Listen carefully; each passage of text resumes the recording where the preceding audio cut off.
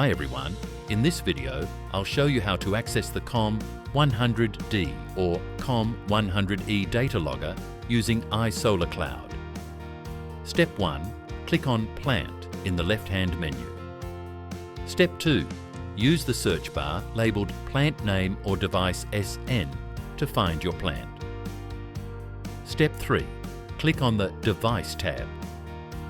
Step 4. In the Device Type drop-down, select Data Logger.